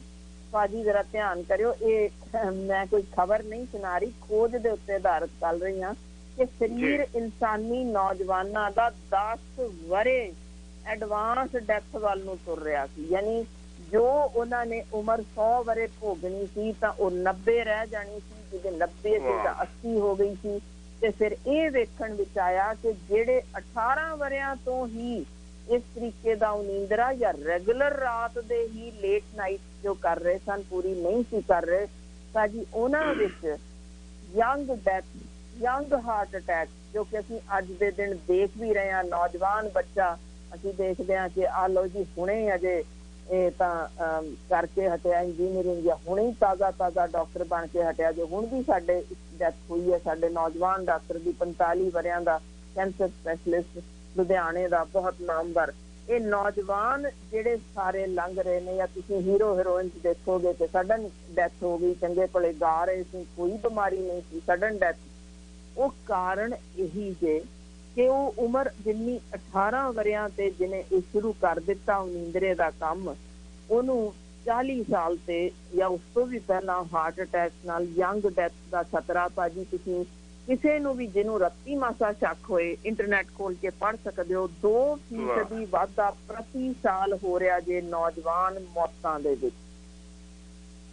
कारण सिर्फ ते सिर्फ नींदरा। समझ किड्डी अहम मैं सल्यूट करदी हां तुसीं अज दा जिहड़ा मुद्दा चक्किया कि इस प्रोग्राम राहीं जे असीं 2 भी मौतां बचा सकते होइए, लंबी उम्र जो भोग सकण, तां जिहड़ी आपां हुण अग्गों गल करांगे उस तो भी अहम होएगी। होल्ड करियो जी, बहुत खूब, बहुत धन्यवाद तुहाडा। कारण यही सी कि कल उस बच्ची नूं देख के मेरे मन दे विच इह आया कि मैं उहनूं कहा कि बेटे तुसीं जाके घरे आराम करो। कहते नहीं जी इत्थे आउणा मेरी मजबूरी है, काम है, बहुत जरूरी है। घरे जाके फिर कुछ घंटे, क्योंकि कुछ मैं बच्चे भी इत्थे देखदा जिहड़े स्टूडेंट आए हुए ने ओह इसे तरह ही करते हैं। स्टूडेंट पहला सवेरे स्कूल जाते हैं, स्कूल जाके उत्थों आए, आउंदे सार सीधा काम ते, काम तो बाद तकरीबन राती 12-1 बजे वेले होए, 2 बजे सुते, सवेरे 8 बजे स्कूल जाना हुंदा, उहदे वास्ते 6 बजे उठना पैंदा, बसां बहुत दूर ने। पुछया किन्ना घंटे सुनने हो? कहंदे जी साडे कोल तकरीबन 4 घंटे मिल जांदे आ, बहुत है जी। तो अगे गलबात नूं होर ਤੋਰਾਂਗੇ। नींद किन्नी क जरूरी है। नींद नाल जिवें तुसीं कहा कि तुहाडीਆਂ कैलोरीज वधदियां ने, कैलोरीज वधदियां ने, मोटापा वधदा है, मोटापा वधदा है तो तुहाडी लाइफ टाइम घटदा है, यानी कि जीवन तुहाडा घटदा है। इस करके ये प्रोग्राम अज विशेष तौर ते लिआंदा है तां जो आपां इत्थों कुछ ना कुछ सिੱਖ ਸਕੀਏ। दिलां दी सांझ, पता नहीं मैनू अजे तक चेते आउंदा है जदों मैं पहली बारी रेडियो शेरे पंजाब ते पहला शो करन गया सी ते सवेरे गुरबाणी विचार प्रोग्राम करीदा सी। उस तो बाद कहन लगे मैनेजमेंट के नहीं जी तुसीं टाक शो करिया करो। टाक शो कर लगे हैं, बड़े नाम सामने आए, मैनूं कहंदे नाम देना पैना शो नूं। ते बड़ा कुछ सोचन तो बाद मैं कदे सोचिया आवाज़े कौम थोड़ा चिर मैं अपना मेरा खुद का टीवी का शो हुंदा, मैं सोचिया कि खरे वो कर लीए। फिर पता लगा कि नहीं, अचनचेत दिमाग च आया कि मेरे तो किताबां पढ़ के अखबारां पढ़ के तो गल होनी नहीं, क्यों ना दिलों की सांझ, कदे दिल दीयां गल्लां बड़ा कुछ आया। फिर मैं क्या नहीं, मेरी सांझ उन्हां लोकां नाल है, मेरी सांझ मेरी कम्यूनिटी नाल है, मेरी सांझ मेरे प्यारियां नाल है। फिर उदों बैठे बैठे साडे जिहड़े मैनेजर साहब आउंदे सी उन्हां नूं मैं लिख के दिता। मैं कहा जी प्रोग्राम का नाम क्योंकि वैबसाइट से भी चढ़ाउणा सी ते नाम भी देना सी, मैं कहा जी प्रोग्राम का नाम दे दिओ दिलां दी सांझ। कि तुहाडे दिलां दी ਤੇ ਮੇਰੀ ਸਾਂਝ ਹੈ ਜਿਹੜੀ ਉਹ ਇਹਨਾਂ ਹਵਾ ਦੀਆਂ ਤਰੰਗਾਂ ਰਾਹੀਂ ਹੈ। ਸੋ ਦਿਲਾਂ ਦੀ ਸਾਂਝ ਹੈ ਜਿਹੜੀ ਇਹੋ ਜਿਹੀ ਗਾਂ ਤੁਰੀ ਕਿ ਦਿਲਾਂ ਦੀ ਸਾਂਝ ਦੇ ਵਿੱਚੋਂ ਹੀ ਦਿਲੋਂ ਪਿਆਰ ਕਰਨ ਵਾਲੇ ਮੇਰੇ ਆਪਣੇ ਵਤਨ ਦੇ, ਮੇਰੇ ਆਪਣੇ ਸ਼ਹਿਰ ਦੇ ਸਤਿਕਾਰਯੋਗ ਭੈਣ ਜੀ ਸੰਪਰਕ ਦੇ ਵਿੱਚ ਆਏ। ਪਤਾ ਨਹੀਂ ਕਿਹੜੀਆਂ ਕਿਹੜੀਆਂ ਰੂਹਾਂ ਤੁਹਾਡੇ ਵਰਗੇ ਆਲਾ ਸ਼ਖਸੀਅਤਾਂ ਸੰਪਰਕ ਦੇ ਵਿੱਚ ਆਈਆਂ, ਜਿਨ੍ਹਾਂ ਕਰਕੇ ਮੇਰੀ ਇੱਕ ਪਰਿਵਾਰਕ ਸਾਂਝ ਬਣ ਗਈ। ਹੁਣ ਜੇ ਅਗਲੇ ਪ੍ਰੋਗਰਾਮ ਦਾ ਨਾਂ ਰੱਖਣਾ ਪਿਆ, ਪਹਿਲਾਂ ਦਿਲਾਂ ਦੀ ਸਾਂਝ ਸੀ, ਹੁਣ ਦਿਲਾਂ ਦੀ ਸਾਂਝ ਤੋਂ ਬਾਅਦ ਪਰਿਵਾਰਕ ਸਾਂਝ ਬਣ ਗਈ ਹੈ। ਸੋ ਆਪਣੇ ਪਰਿਵਾਰ ਦੇ ਵਿੱਚੋਂ ਪਤਾ ਨਹੀਂ ਕਿੰਨੇ ਕਿੰਨੇ ਰੁਤਬੇ ਸਤਿਕਾਰਯੋਗ ਭੈਣ ਜੀਆਂ ਨੂੰ ਦਿੱਤੇ ਗਏ ਆ। ਅਖੀਰ ਦੇ ਵਿੱਚ ਸਰਦਾਰ ਗੁਰਮਲਕੀਤ ਸਿੰਘ ਕਾਲਾ ਉਹਨਾਂ ਨੇ ਕਿਹਾ ਕਿ ਨਹੀਂ, ਤੁਸੀਂ ਇਕੱਲੇ ਭੈਣ ਜੀ ਕਹਿ ਛੱਡਦੇ ਹੋ, ਨਹੀਂ, ਇਹ ਜਗਤ ਭੈਣ ਨੇ, ਸਾਰੀ ਜਗਤ ਦੀ ਭੈਣ ਆ।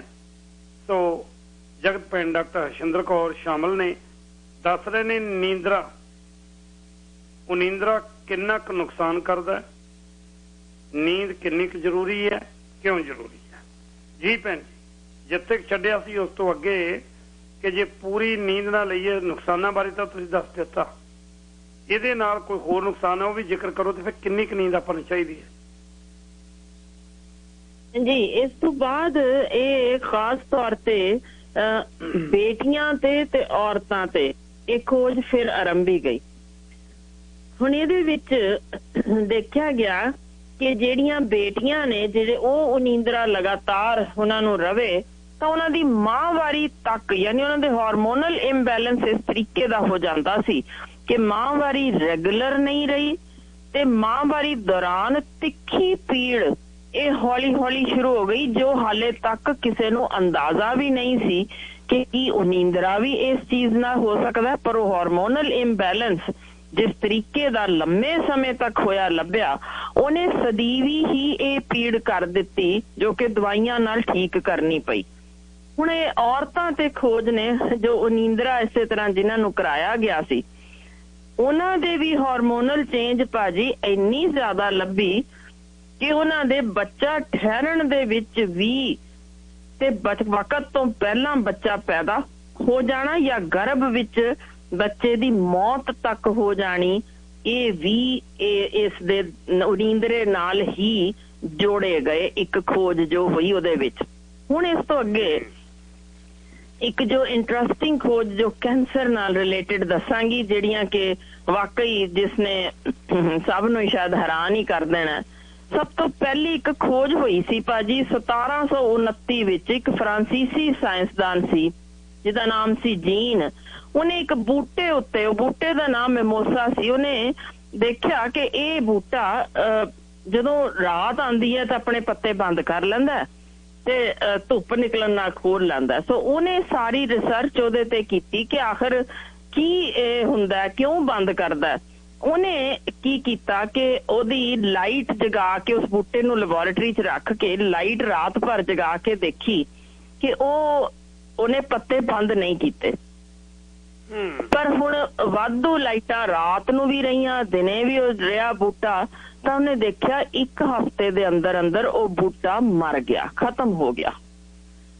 ਹੁਣ ਉਸਨੇ ਫਿਰ ਜਿਹੜੇ ਬਾਕੀ ਬੂਟਿਆਂ ਤੇ ਰਿਸਰਚ ਜਦੋਂ ਕੀਤੀ ਤਾਂ ਉਹ ਪਹਿਲਾ ਬੰਦਾ ਸੀ ਜਿਹਨੇ ਦੱਸਿਆ ਕਿ ਇੱਕ ਕੁਦਰਤੀ ਘੜੀ ਸਾਡੇ ਅੰਦਰ ਲੱਗੀ ਹੈ, ਸਿਕਾਰਡੀਅਨ ਰਿਦਮ ਹੈ, ਜਿਹਦੇ ਸੌਣ ਤੇ ਜਾਗਣ ਦਾ ਸਮਾਂ ਆਧਾਰਿਤ ਕੀਤਾ ਹੁੰਦਾ।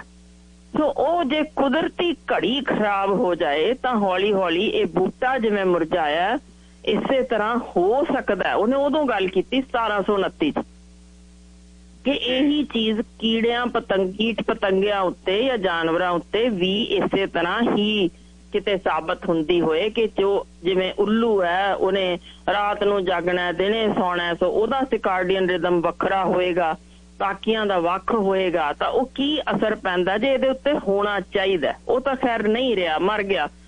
ਪਰ ਇਸ ਤੋਂ ਬਾਅਦ ਦੀਆਂ ਜਿਹੜੀਆਂ ਉਹ ਇੰਨੀ ਪੁਰਾਣੀ ਖੋਜ ਤੋਂ ਇਹ ਜਦੋਂ ਆ ਨਵੀਆਂ ਖੋਜਾਂ ਦਿਸੀਆਂ ਉਹ ਨੀਂਦਰੇ ਦੀਆਂ, ਤਾਂ ਉਸ ਖੋਜ ਦੇ ਆਧਾਰਿਤ ਫਿਰ ਕੈਂਸਰ ਦੇ ਮਰੀਜ਼ ਲਏ ਗਏ। ਹੁਣ ਇਹਦੇ ਵਿੱਚ ਉਹਨਾਂ ਨੇ ਇਹ ਵੇਖਿਆ ਕਿ ਜਿਹੜੇ ਛਾਤੀ ਦੇ ਕੈਂਸਰ ਦੇ ਉਹ ਮਰੀਜ਼ ਲਏ ਗਏ ਜਿਨ੍ਹਾਂ ਦੇ ਵਿੱਚ ਕੈਂਸਰ ਅਜੇ ਫੈਲਿਆ ਨਹੀਂ ਸੀ, ਬਚਣ ਦੀ ਉਮੀਦ 99% ਸੀ। ਹੁਣ ਇਹਨਾਂ ਦੇ ਵਿੱਚ ਨੀਂਦਰ ਦਾ ਸਮਾਂ ਰਿਕਾਰਡ ਕੀਤਾ ਗਿਆ। ਫਿਰ ਦੇਖਿਆ, ਹੁਣ ਧਿਆਨ ਨਾਲ ਦੇਖਿਓ, ਸੁਣਿਓ ਕਿ ਇਹਨਾਂ 'ਚ ਬਚਣ ਦੀ ਉਮੀਦ ਅਸੀਂ 99% ਕਹੀ ਹੋਈ ਸੀ, ਯਾਨੀ ਕੈਂਸਰ ਫੈਲਿਆ ਨਹੀਂ ਸੀ।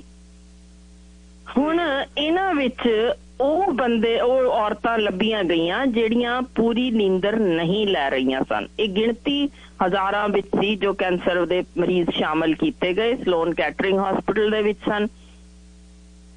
ਇਹਨਾਂ ਵਿੱਚ ਇੱਕ ਬੜੀ ਇੰਟਰਸਟਿੰਗ ਚੀਜ਼ ਭਾਜੀ ਲੱਭੀ। ਫੋਲੋ ਅਪ ਜਦੋਂ ਕੀਤਾ ਗਿਆ ਲੰਮੇ ਸਮੇਂ ਤੱਕ, 10 ਸਾਲਾਂ ਤੱਕ ਹੀ, ਲਗਭਗ 8 ਤੋਂ 10 ਸਾਲਾਂ ਤੱਕ ਖੋਜ ਤੁਰੀ, ਕਿਉਂਕਿ ਵਿੱਚ ਕੁਛ ਮਰ ਵੀ ਗਏ ਜਿਹੜੇ। ਇਹ ਵੇਖਣ ਵਿੱਚ ਆਇਆ ਭਾਜੀ ਕਿ ਜਿਹੜੇ ਮਰੀਜ਼ਾਂ ਨੇ ਨੀਂਦਰ ਪੂਰੀ ਨਹੀਂ ਸੀ ਲਈ, ਕੋਈ 6 ਘੰਟੇ ਸੌਂਦਾ ਰਿਹਾ, ਕੋਈ 5 ਘੰਟੇ ਸੌਂਦਾ ਰਿਹਾ, ਉਹਨਾਂ ਵਿੱਚ ਕੈਂਸਰ ਦੇ ਫੈਲਣ ਦੇ ਅਸਾਰ 4 ਗੁਣਾ ਵੱਧ ਹੋ ਗਏ ਸਨ। ਤੇ ਉਹਨਾਂ 'ਚ ਇਸ ਨੀਂਦਰੇ ਸਦਕਾ ਹੀ ਮੌਤ ਵੀ ਛੇਤੀ ਹੋਈ ਤੇ ਕੈਂਸਰ ਫੈਲਿਆ ਵੀ ਕਾਫੀ ਲੱਭਿਆ, ਜਿਨ੍ਹਾਂ ਦੀ ਸਾਨੂੰ 99% ਉਮੀਦ ਸੀ ਇਹ ਠੀਕ ਹੋ ਜਾਣੇ ਨੇ। ਕੈਂਸਰ ਫੈਲਿਆ ਨਹੀਂ ਹੋਇਆ, ਅਰਲੀ ਸਟੇਜ ਟ੍ਰੀਟਮੈਂਟ ਵੀ ਹੋ ਗਈ। ਹੁਣ ਤਾਂ ਅੱਜ ਕੱਲ ਛਾਤੀ ਦਾ ਕੈਂਸਰ ਸਟੇਜ 1 ਤੇ ਅਸੀਂ ਕਿਉਰੇਬਲੀ ਆਲਮੋਸਟ ਗਿਣਨ ਲੱਗ ਗਏ ਆ। ਹੁਣ ਇਸ ਤੋਂ ਬਾਅਦ ਇੱਕ ਅਮਰੀਕਾ ਦੇ ਮੈਰੀਲੈਂਡ ਵਿੱਚ ਨੈਸ਼ਨਲ ਕੈਂਸਰ ਇੰਸਟੀਚਿਊਟ ਵਿੱਚ ਅਗਲੀ ਖੋਜ ਕੀਤੀ, ਜਿਸ ਵਿੱਚ ਹੁਣ ਭਾਜੀ ਜੀਨ ਤੱਕ ਲੱਭ ਗਿਆ, ਸਿਕਾਰਡੀਅਨ ਰਿਦਮ ਜੀਨ, ਜਿਹੜਾ ਹੁਣ ਜੋ ਕਿ ਇੱਕ AMH2 ਦੇ ਨਾਮ ਦੇ ਨਾਲ ਇਹ ਜਾਣਿਆ ਜਾਂਦਾ ਜੇ। ਇਹ ਜੀਨ ਦੇ ਉੱਤੇ ਭਾਜੀ ਕਮਾਲ ਦੀ ਚੀਜ਼ ਸੁਣਿਓ ਕਿ ਹੁਣ ਇਹ ਸਾਡੀ ਜੋ ਇਨਸਾਨੀ ਜਿਸ ਤਰੀਕੇ ਦੀ ਅਸੀਂ ਕਹਿ ਸਕਦੇ ਹਾਂ ਕਿ ਮਾਰਸ ਤੱਕ ਜੇ ਉਹ ਪਹੁੰਚਿਆ, ਤਾਂ ਦੂਜੇ ਪਾਸੇ ਇਸ ਜੀਨ ਦੇ ਉੱਤੇ ਆਧਾਰਿਤ ਚੀਜ਼ਾਂ ਲੱਭੀਆਂ ਜਾ ਚੁੱਕੀਆਂ ਨੇ ਕਿ ਇਹ ਜੀਨ ਕੈਂਸਰ ਨੂੰ ਫੈਲਣ ਦੇ ਵਿੱਚ ਜੇ ਇਹ ਵੱਧ ਹੋ ਜਾਵੇ ਤਾਂ ਇਹ ਕੈਂਸਰ ਨੂੰ ਫੈਲਣ ਵਿੱਚ ਮਦਦ ਕਰਦਾ ਜੇ। ਹੁਣ ਇਹ ਕਿਵੇਂ ਵੱਧਦਾ, ਕਿਸ ਤਰ੍ਹਾਂ ਇਹਦੇ ਤੇ ਕੀਤੀ ਗਈ ਖੋਜ, ਜਿਹੜੀ ਕਿ ਹੁਣ ਇਹ ਸਾਰੇ ਦੇ ਸਾਰੇ ਉਹ ਮਰੀਜ਼, ਜਿਵੇਂ ਤੁਹਾਨੂੰ ਮੈਂ ਦੱਸਿਆ ਕਿ ਉਨੀਂਦਰੇ ਨਾਲ ਜੂਝ ਰਹੇ ਸਨ, ਉਹਨਾਂ ਸਾਰਿਆਂ ਵਿੱਚ ਇਹ ਜੀਨ ਭਾਜੀ 4 ਗੁਣਾ ਵਧਿਆ ਹੋਇਆ ਸੀ। ਸੋ ਇਹ ਸਮਝ ਲਓ ਕਿ ਉਨੀਂਦਰਾ ਸਿਰਫ ਸਾਡੇ ਅੰਗਾਂ ਦੇ ਕੰਮਕਾਰ, ਹਾਰਮੋਨਸ ਨਹੀਂ, ਬਲਕਿ ਜੈਨੇਟਿਕ ਤਬਦੀਲੀ ਤੱਕ ਅਜਿਹੀ ਕਰ ਦਿੰਦਾ ਜੋ ਕੈਂਸਰ ਵਰਗੇ ਰੋਗ ਨੂੰ ਫੈਲਣ ਵਿੱਚ ਮਦਦ ਕਰਦਾ। ਤੇ ਹੁਣ ਜੋ ਕੋਪਨਹੈਗਨ ਦੇ ਸਾਈਕੈਟ੍ਰਿਕ ਸੈਂਟਰ ਦੀ ਜੋ 2021 ਦੀ ਰਿਪੋਰਟ ਦੱਸਣ ਲੱਗੀਆਂ, ਬੜੀ ਕਮਾਲ ਦੀ, ਤੇ ਸ਼ਾਇਦ ਉਸ ਨਾਲ ਮੈਨੂੰ ਪਤਾ ਹੈ ਤੁਹਾਡਾ ਪ੍ਰੋਗਰਾਮ ਕੁਝ ਅਜਿਹੀਆਂ ਮੇਰੀਆਂ ਭੈਣਾਂ ਸੁਣਦੀਆਂ ਨੇ ਜਿਨ੍ਹਾਂ ਚੋਂ ਇੱਕ ਨੂੰ ਛਾਤੀ ਦਾ ਕੈਂਸਰ ਹੈ, ਇੱਕ ਨੂੰ ਯੂਟਰਸ ਦਾ ਕੈਂਸਰ ਹੈ। ਮੈਨੂੰ ਉਹਨਾਂ ਦੇ ਫੋਨ ਰੈਗੂਲਰ ਆਉਂਦੇ ਰਹਿੰਦੇ ਨੇ। ਮੈਂ ਸਪੈਸ਼ਲ ਉਹਨਾਂ ਨੂੰ ਹੀ, ਜੇ ਉਹ ਸੁਣ ਰਹੇ ਨੇ ਅੱਜ ਪ੍ਰੋਗਰਾਮ, ਤਾਂ ਜ਼ਰੂਰ ਇਹ ਧਿਆਨ ਕਰਿਓ ਕਿ ਇਸ ਖੋਜ ਵਿੱਚ ਇੱਕ ਸਾਬਤ ਹੋਈ ਚੀਜ਼ ਆਈ ਜੇ, ਜੋ ਮੈਂ ਉਸ ਖੋਜ ਦਾ ਭਾਜੀ ਜੇ ਤੁਹਾਡੇ ਕੋਲ ਸਮਾਂ ਹੋਏ ਮੈਨੂੰ 2 ਮਿੰਟ ਚ ਪੂਰੀ ਖੋਜ ਦੱਸਣਾ ਚਾਹੁੰਦੀ ਹਾਂ, ਜਿਸ ਨਾਲ ਸ਼ਾਇਦ ਸਾਡਾ ਹੁਣ ਇਹਦੇ ਵਿੱਚ ਖੋਜ ਇਹ ਕੀਤੀ ਗਈ ਜੀ ਕਿ ਕਿਸੇ ਵੇਲੇ ਯੂਟਰਸ ਕੈਂਸਰ ਦੇ ਉੱਤੇ ਮੇਰਾ ਖਿਆਲ ਹੈ ਜਿੰਨਾ ਵਧੀਆ ਤਰੀਕੇ ਨਾਲ ਤੁਸੀਂ ਦੱਸ ਸਕੋਗੇ ਸ਼ਾਇਦ ਹੋਰ ਕੋਈ ਨਹੀਂ, ਆਪਾਂ ਗੱਲ ਉਹਦੇ ਉੱਤੇ ਵੀ ਹੋ ਸਕਦਾ। ਅੱਜ ਖੋਜ ਦੇ ਉੱਤੇ ਜ਼ਰੂਰ ਗੱਲ ਕਰ ਲਿਓ, ਪਰ ਇੱਕ ਸ਼ੋਅ ਤੁਹਾਡਾ ਵਾਅਦਾ ਰਿਹਾ ਕਿ ਅਗਲੇ ਮਹੀਨੇ ਦੇ ਪਹਿਲੇ ਸ਼ਨੀਵਾਰ ਨੂੰ ਜਿਹੜਾ ਸ਼ੋਅ ਹੈ ਉਹ ਆਪਾਂ ਯੂਟਰਸ ਕੈਂਸਰ ਦੇ ਉੱਤੇ ਹੀ ਕਰਾਂਗੇ ਜੀ। ਜੀ ਜ਼ਰੂਰ। ਹੁਣ ਇਸ 'ਚ ਹੋਇਆ ਕਿ ਜਿਹੜਾ ਕੋਪਨਹੈਗਨ ਵਿੱਚ ਮੈਂ ਦੱਸ ਰਹੀ ਹਾਂ ਸਾਈਕੈਟ੍ਰਿਕ ਸੈਂਟਰ ਵਿੱਚ ਜੋ ਹੁਣ ਤਾਜ਼ੀ ਖੋਜ ਆਈ, ਉਹਦੇ ਵਿੱਚ ਉਹਨਾਂ ਨੇ ਕੈਂਸਰ ਦੇ ਜਿਹੜੇ ਪੇਸ਼ੈਂਟ ਸ਼ਾਮਲ ਕੀਤੇ ਗਏ ਉਹਨਾਂ 'ਚ ਇੰਜ 2 ਹਿੱਸਿਆਂ ਵਿੱਚ ਉਹਨਾਂ ਨੂੰ ਵੰਡ ਦਿੱਤਾ ਗਿਆ। ਜਿਹੜੇ ਇੱਕ ਨੀਂਦਰ ਪੂਰੀ ਲੈ ਰਹੇ ਸਨ ਤੇ ਕੁਝ ਅਸੀਂ ਸਮਝ ਹੀ ਸਕਦੇ ਹਾਂ ਕਿ ਇਸ ਤਰ੍ਹਾਂ ਦੀ ਬਿਮਾਰੀ ਜਦੋਂ ਸੁਣੀ ਜਾਂਦੀ ਹੈ, ਤਣਾਅ, ਢਹਿੰਦੀ ਕਲਾ ਜਕੜ ਲੈਂਦੀ ਹੈ, ਨੀਂਦਰ ਉੱਡ ਪੁੱਡ ਜਾਂਦੀ ਹੈ, ਮੌਤ ਸਾਹਮਣੇ ਦਿਸਦੀ ਹੈ, ਫਿਰ ਬਹੁਤ ਸਾਰੇ ਅਧੂਰੇ ਕੰਮ ਜੋ ਰਹਿ ਜਾਂਦੇ ਨੇ, ਯਾਨੀ ਅਨੇਕ ਤਰ੍ਹਾਂ ਦੀ ਚਿੰਤਾ ਜੋ ਸਾਨੂੰ ਜਕੜ ਲੈਂਦੀ ਹੈ। ਫਿਰ ਉਸ ਤੋਂ ਬਾਅਦ ਮੈਨੂੰ ਤਾਂ ਹੈਰਾਨੀ ਹੁੰਦੀ ਹੈ ਕਿ ਸਾਡੀ ਗੁਰਬਾਣੀ ਕਿਵੇਂ ਉਹਨਾਂ ਸਮਿਆਂ 'ਚ ਬਗੈਰ ਇਹਨਾਂ ਟੈਸਟਾਂ ਦੇ ਕਹਿ ਗਏ ਸੀ ਉਹ ਕਿ ਚਿੰਤਾ ਚਿਤਾ ਸਮਾਨ ਹੈ ਜਾਂ ਚਿੰਤਾ ਤਾਕੀ ਕੀਜੀਏ ਜਮਨ ਹੋਣੀ ਹੋਏ। ਤੁਸੀਂ ਹੁਣ ਦੇਖੋ ਇਹਦੇ ਵਿੱਚ ਇਹਨਾਂ ਨੇ ਇੱਕ ਜਿਹੜਾ ਗਰੁੱਪ ਉਹ ਲਿਆ ਜਿਹੜਾ ਚੜ੍ਹਦੀ ਕਲਾ ਦੇ ਨਾਲ ਜੀ ਰਿਹਾ ਸੀ, ਕੋਈ ਗੱਲ ਨਹੀਂ, ਆ ਗਿਆ ਇਹ ਵੀ, ਕੋਈ ਨਾ, ਲੰਘ ਜਾਏਗਾ ਸਮਾਂ। ਇੱਕ ਉਹ ਗਰੁੱਪ ਸੀ ਜਿਨ੍ਹਾਂ ਤੇ ਇੱਕੋ ਜਿਹਾ ਇਲਾਜ ਦੋਨਾਂ ਨੂੰ ਕੀਤਾ ਗਿਆ। ਦੂਜੇ ਉਹ ਸਨ ਜਿਹੜੇ ਢਹਿੰਦੀ ਕਲਾ ਵਿੱਚ ਜਾ ਚੁੱਕੇ ਸਨ, ਨੀਂਦਰ ਪੂਰੀ ਨਹੀਂ ਲੈ ਰਹੇ ਸਨ, ਸਿਕਾਰਡੀਅਨ ਰਿਦਮ ਉਹਨਾਂ ਦਾ ਖਰਾਬ ਹੋਇਆ ਪਿਆ ਸੀ। ਢਹਿੰਦੀ ਕਲਾ ਦੀਆਂ ਦਵਾਈਆਂ ਵੀ ਦੇਣੀਆਂ ਪੈ ਰਹੀਆਂ ਸਨ। ਸੋ ਉਹ ਹੁਣ ਦੋਨਾਂ ਵਿੱਚ ਭਾਜੀ ਜਦੋਂ ਖੋਜ ਕੀਤੀ ਗਈ, ਇਹ ਵੇਖਣ ਵਿੱਚ ਆਇਆ ਕਿ ਜਿਹੜੇ ਚੜ੍ਹਦੀ ਕਲਾ ਵਾਲੇ ਮਰੀਜ਼ ਸਨ ਉਹਨਾਂ ਦੀ ਜ਼ਿੰਦਗੀ ਲੰਬੀ ਹੋਈ ਲੱਭੀ, ਕੈਂਸਰ ਛੇਤੀ ਨਹੀਂ ਫੈਲਿਆ, ਜਾਂ ਬਹੁਤ ਸਾਰੇ ਉਹ ਸਨ ਜਿਨ੍ਹਾਂ ਦੇ ਵਿੱਚ ਫੈਲਿਆ ਹੀ ਨਹੀਂ। 5 year ਸਰਵਾਈਵਲ ਰੇਟ ਉਹਨਾਂ ਦਾ ਆਲਮੋਸਟ ਮੋਰ ਦੈਨ ਅਸੀਂ ਕਹਿ ਸਕਦੇ ਹਾਂ 95% ਤੱਕ ਪਹੁੰਚਿਆ ਪਿਆ ਸੀ। ਤੇ ਦੂਜੇ ਪਾਸੇ ਜਿਹੜੇ ਢਹਿੰਦੀ ਕਲਾ ਵਾਲੇ ਸਨ ਉਹਨਾਂ ਦੇ 5 ਸਾਲਾਂ ਦੇ ਅੰਦਰ ਅੰਦਰ ਕੈਂਸਰ ਫੈਲਿਆ ਵੀ, ਬਹੁਤ ਸਾਰਿਆਂ ਦੀ ਮੌਤ ਵੀ ਹੋ ਗਈ।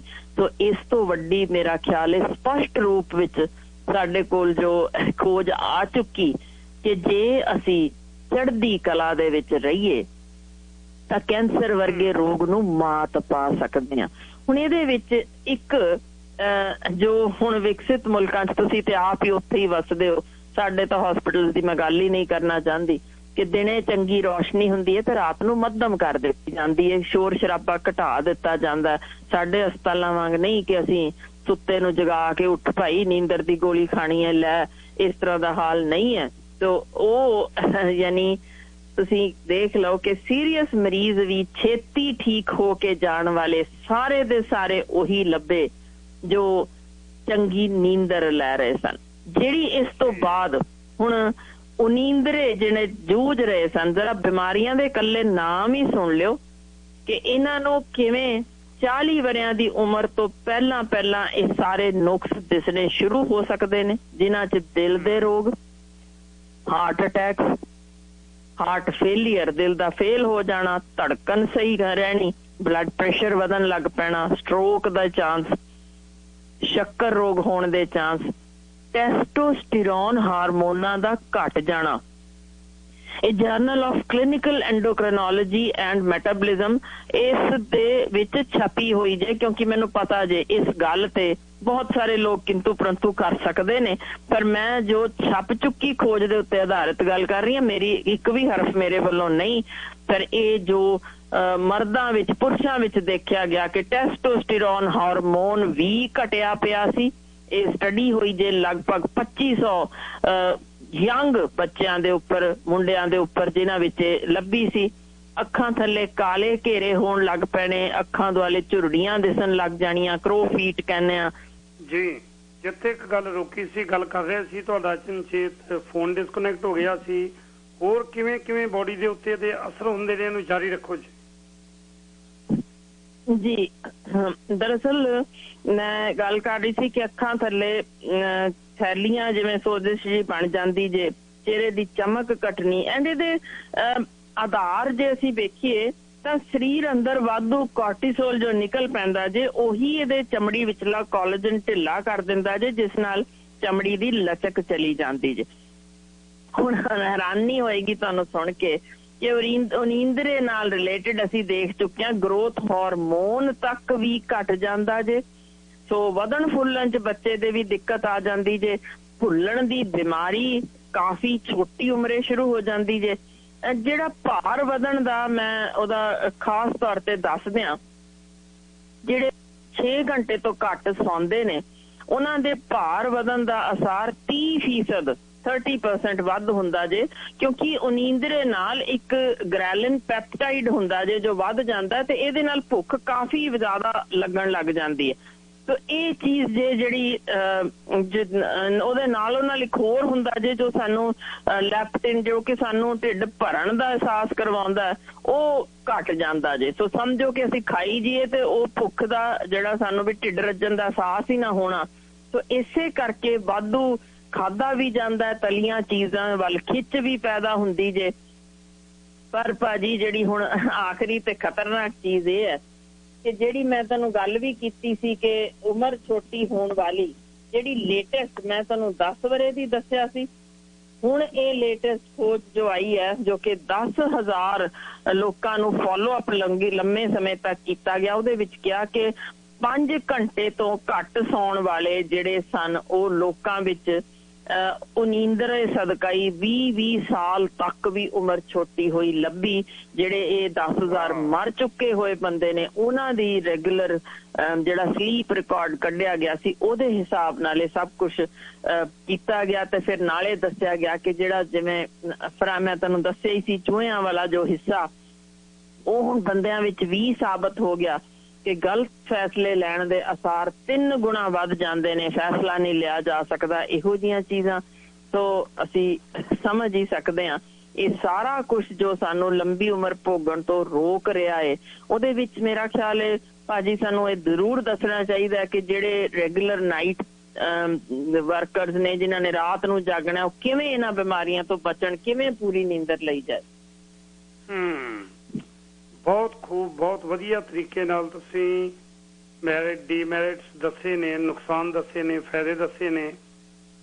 ਕਿਉਂਕਿ ਹੁਣ ਤੁਹਾਡੀ ਗੱਲਬਾਤ ਤੋਂ ਬਾਅਦ ਪਤਾ ਲੱਗ ਰਿਹਾ ਹੈ ਕਿ ਅੱਖਾਂ ਦੇ ਥੱਲੇ ਜਿਹੜੀ ਸਵੈਲਿੰਗ ਆ ਜਾਣੀ, ਸੋਜਿਸ਼ ਆ ਜਾਣੀ, ਇਹ ਵੀ ਇੱਕ ਇਹਦਾ ਮੇਰਾ ਖਿਆਲ ਹੈ ਤੁਸੀਂ ਕਿਹਾ ਕਿ ਇੱਕ ਪਾਰਟ ਹੈ ਕਿ ਜਦੋਂ ਨੀਂਦ ਤੁਹਾਡੀ ਪੂਰੀ ਨਹੀਂ ਹੁੰਦੀ ਤੇ ਫਿਰ ਸਰੀਰ ਦੇ ਅੰਦਰ ਹੋਰ ਕਈ ਬਿਮਾਰੀਆਂ ਲੱਗ ਜਾਂਦੀਆਂ ਨੇ।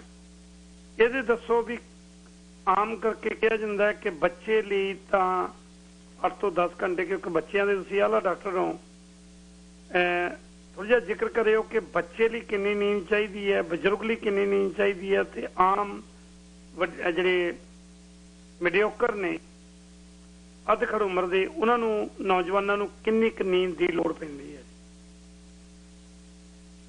ਦੇਖੋ ਨਵ ਜੰਮਿਆ ਬੱਚਾ ਜੋ ਹੁੰਦਾ ਹੈ ਕਿਉਂਕਿ ਉਹਦਾ ਬਹੁਤ ਸਾਰੀ ਐਗਜ਼ਰਸ਼ਨ ਕਰਕੇ ਉਹ ਜੰਮਿਆ, ਹੁਣ ਉਹਨੇ ਸਾਰਾ ਕੁਝ ਜੋ ਵੀ ਉਹਨੇ ਕੀਤਾ ਸੋ ਉਹਦੀ ਰਿਪੇਅਰ ਹੋਣੀ, ਦਿਲ ਦੇ ਕਈ ਸੁਰਾਖ ਬੰਦ ਹੋਣੇ, ਉਹਦੇ ਫੇਫੜਿਆਂ ਚੋਂ ਜਿਹੜਾ ਪਾਣੀ ਨਿਕਲਿਆ ਉਹਦੇ ਸਦਕਾ, ਯਾਨੀ ਇੰਨੀ ਉਹਦੀ ਰਿਪੇਅਰ ਕਰਨ ਵਾਲੀ ਹੁੰਦੀ ਹੈ ਕਿ ਉਹ ਬੱਚੇ ਛੋਟੀ ਉਮਰੇ ਮਹੀਨੇ ਤੱਕ ਦੇ 13 ਕੁ ਘੰਟੇ ਦਿਨ ਜਾਂ ਰਾਤ ਮਿਲਾ ਕੇ ਟੋਟਲ ਆਪਣੀ ਨੀਂਦਰ ਲੈਂਦੇ ਨੇ। ਹੌਲੀ ਹੌਲੀ ਇਹ ਨੀਂਦਰ ਘਟਣੀ ਸ਼ੁਰੂ ਹੁੰਦੀ ਜੇ, ਸਾਲ ਤੇ ਆ ਕੇ ਇਹ 9 ਕੁ ਘੰਟੇ ਰਹਿ ਜਾਂਦੀ ਜੇ। ਯਾਨੀ ਮੈਂ ਦਿਨ ਤੇ ਰਾਤ ਦੀ ਮਿਲਾ ਕੇ ਕਿ ਦਿਨੇ ਵੀ ਸੌਂ ਜਾਂਦੇ ਨੇ, ਰਾਤ ਵੀ ਕਈ ਵਾਰ ਸੌਂ ਜਾਂਦੇ ਨੇ, ਜਾਂ ਕੁਝ ਬੱਚੇ ਹੁੰਦੇ ਨੇ ਕਦੇ ਅੱਧੇ ਘੰਟੇ ਦਾ ਝਪਕੀ ਲੈ ਲਈ, ਕਦੇ ਘੰਟੇ ਦੀ, ਫਿਰ ਉੱਠ ਲਏ, ਫਿਰ ਉਹ ਚੁਸਤ ਹੋ ਗਏ, ਯਾਨੀ ਉਹ ਆਪਣੀ ਨੀਂਦਰ ਇੰਨੇ ਕੁ ਘੰਟਿਆਂ ਦੀ ਪੂਰੀ ਕਰ ਲੈਂਦੇ ਨੇ। ਜੀ ਜਾਰੀ ਰੱਖੋ ਜੀ।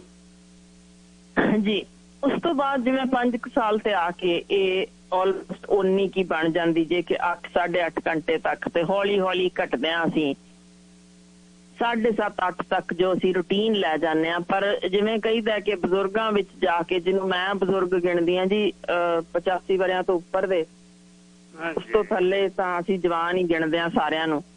ਸੋ ਉਹ ਉਸ ਉਮਰ ਵਿੱਚ ਜਾ ਕੇ ਕਿਉਂਕਿ ਤੁਹਾਡੀ ਓਨੀ ਕਸਰਤ ਨਹੀਂ ਹੁੰਦੀ, ਓਨਾ ਖਾਣਾ ਪੀਣਾ ਨਹੀਂ ਠੀਕ ਰਹਿੰਦਾ, ਉਹ ਸਾਰਾ ਕੁਝ ਮਿਲਾਉਂਦਿਆਂ ਤੇ ਜਿਸ ਤਰੀਕੇ ਦੀ ਟੁੱਟ ਫੁੱਟ ਸਰੀਰ ਦੀ ਹੋ ਚੁੱਕੀ ਹੁੰਦੀ ਹੈ, ਉਹਦੀ ਰਿਪੇਅਰ ਸਲੋ ਹੋਈ ਹੁੰਦੀ ਹੈ, ਸਭ ਕੁਝ, ਸੋ ਉਹ ਸਾਰੇ ਨੂੰ ਮਿਲਾਉਂਦਿਆਂ ਉਸ ਉਮਰ ਦੇ ਵਿੱਚ ਜਾ ਕੇ ਨੀਂਦਰ ਕਾਫੀ ਘੱਟ ਰਹਿ ਜਾਂਦੀ ਹੈ, ਜਿਹਨੂੰ ਅਸੀਂ ਆਮ ਤੌਰ ਤੇ ਗਿਣਦੇ ਹਾਂ ਕਿ 5 ਕੁ ਘੰਟੇ ਹੀ ਮਸਾਂ ਉਹ ਲੈਂਦੇ ਨੇ। ਉਹਦੇ ਵਿੱਚ ਤੁਸੀਂ ਦੇਖਦੇ ਹੋਗੇ ਕਿ ਉਂਗਣ, ਜਿਵੇਂ ਅਸੀਂ ਕਹਿੰਦੇ ਲੱਗ ਗਏ ਕਿ ਬੈਠੇ ਸੀ ਉੱਥੇ ਹੀ ਝਟਕੀ ਲੈ ਲਈ, ਇੱਕਦਮ ਸੌਂ ਗਏ, ਤੇ ਫਿਰ ਯਾਨੀ ਉਹ ਆਪਣੀ ਨੀਂਦਰ ਉਸ ਤਰ੍ਹਾਂ ਕਰਾ ਕੇ 6 6.5 ਘੰਟੇ ਦੀ ਲੈਣ ਲੱਗ ਪੈਂਦੇ ਨੇ ਉਸ ਉਮਰ ਵਿੱਚ ਪਹੁੰਚਦੇ ਆ। ਇਸ ਤਰੀਕੇ ਦਾ ਇੱਕ ਸਰਕਲ ਕੁਦਰਤ ਨੇ ਸ਼ੁਰੂ ਕੀਤਾ ਹੋਇਆ। ਤਾਂ ਆਪਾਂ ਸਮਝ ਲਈਏ ਕਿ ਜੇ ਉਸ ਉਮਰ ਵਾਲੀ ਨੀਂਦਰ ਵਿਚਕਾਰ ਲੈਣ ਲੱਗ ਜਾਵਾਂਗੇ ਤਾਂ ਅਸੀਂ ਆਪ ਹੀ 80 ਵਰਿਆਂ ਦਾ ਕੰਮ 85 ਤੇ ਪਹੁੰਚ ਕੇ ਉਹੀ ਚੀਜ਼ ਕਰ ਰਹੇ ਹਾਂ। ਸੋ ਇਸੇ ਲਈ ਕੁਝ ਅਹਿਮ ਚੀਜ਼ਾਂ ਜਿਨ੍ਹਾਂ ਨਾਲ ਅਸੀਂ ਜੇ ਰਾਤ ਦਾ ਨੀਂਦਰ ਹੈ ਤਾਂ ਕਿਵੇਂ ਠੀਕ ਕਰਨਾ ਤੇ ਕਿਵੇਂ ਬਿਮਾਰੀਆਂ ਤੋਂ ਬਚਣਾ, ਜਾਂ ਜੇ ਨੀਂਦਰ ਹੁਣ ਤੁਹਾਨੂੰ ਆ ਹੀ ਨਹੀਂ ਰਹੀ, ਬਹੁਤ ਨੇ ਜਿਨ੍ਹਾਂ ਨੂੰ ਤਣਾਅ ਨਾਲ ਨੀਂਦਰ ਹੀ ਬੰਦ ਹੋ ਜਾਂਦੀ ਹੈ ਜਾਂ ਗੋਲੀਆਂ ਲੈ ਕੇ ਸੌਣ ਲੱਗ ਜਾਂਦੇ ਨੇ, ਉਹਨਾਂ ਨੂੰ ਜ਼ਰੂਰ ਅਸੀਂ ਦੱਸਣਾ ਚਾਹਾਂਗੇ ਕਿ ਕਿਵੇਂ ਉਹ ਇਸ ਚੀਜ਼ ਤੋਂ ਬਚਣ ਤੇ ਕਿਵੇਂ ਠੀਕ ਨੀਂਦਰ ਲੈ ਲੈਣ। ਜੀ ਬਹੁਤ ਖੂਬ ਜੀ, ਬਹੁਤ ਵਧੀਆ ਤਰੀਕੇ ਨਾਲ ਤੁਸੀਂ ਵਿਸਥਾਰ ਦੇ ਵਿੱਚ ਜ਼ਿਕਰ ਕੀਤਾ ਹੈ। ਐਂਡ ਕੁਝ ਕਾਲਰ ਨੇ ਤੁਹਾਡੇ ਨਾਲ ਹੁਣ ਗੱਲਾਂ ਕਰਨੀਆਂ ਚਾਹੁੰਦੇ ਆ, ਉਹਨਾਂ ਦੇ ਮਨ ਦੇ ਵਿੱਚ ਕਈ ਸਵਾਲ ਆ ਗਏ ਨੇ ਤੁਹਾਡੇ ਨਾਲ ਗੱਲਬਾਤ ਸੁਣਨ ਤੋਂ ਬਾਅਦ। ਤੁਸੀਂ ਕਿਹਾ ਨਾ 85 ਵਰਿਆਂ ਤੋਂ ਪਹਿਲਾਂ ਮੈਂ ਜਵਾਨ ਹੀ ਸਮਝਦੀ ਹਾਂ। ਸਾਡੇ ਕੋਲ ਸਤਿਕਾਰਯੋਗ ਬਾਪੂ ਜੀ ਤੁਸੀਂ ਵੀ ਬਹੁਤ ਚੰਗੀ ਤਰ੍ਹਾਂ ਜਾਣਦੇ ਹੋ। ਖਾਲਸਾ ਜੀ ਜਗਮੇਲ ਸਿੰਘ ਖਾਲਸਾ 93 ਵਰਿਆਂ ਦੇ ਹੋ ਗਏ ਆ, ਬਿਲਕੁਲ ਚੜ੍ਹਦੀ ਕਲਾ 'ਚ ਹਮੇਸ਼ਾ ਹੀ ਰਹਿੰਦੇ ਆ। ਅੱਜ ਵੀ ਆਵਾਜ਼ ਉਹਨਾਂ ਦੀ ਬੁਲੰਦ ਆ। ਉਹ ਕਦੇ ਵੀ ਨਹੀਂ ਕਾਊਂਟ ਕਰਦੇ ਕਿ ਮੈਂ ਬਜ਼ੁਰਗ ਹੋ ਗਏ ਆ ਜਾਂ ਹੋਣਾ ਹੈ। ਚੜ੍ਹਦੀ ਕਲਾ 'ਚ ਪਿੱਛੇ ਦੇ ਕੇ ਥੋੜ੍ਹੇ ਜਿਹੇ ਢਿੱਲੇ ਹੋ ਗਏ। ਸਾਰੀ ਕਮਿਊਨਿਟੀ ਨੂੰ ਚਿੰਤਾ ਹੋ ਗਈ ਕਿ ਅੱਜ ਖਾਲਸਾ ਜੀ ਦੀ ਕਾਲ ਨਹੀਂ ਆਈ, ਖਾਲਸਾ ਜੀ ਨੇ ਗੱਲਬਾਤ ਨਹੀਂ ਕੀਤੀ। ਸੋ ਇਸ ਕਰਕੇ मैं बेनती करा सारे स्रोतियां 184424715550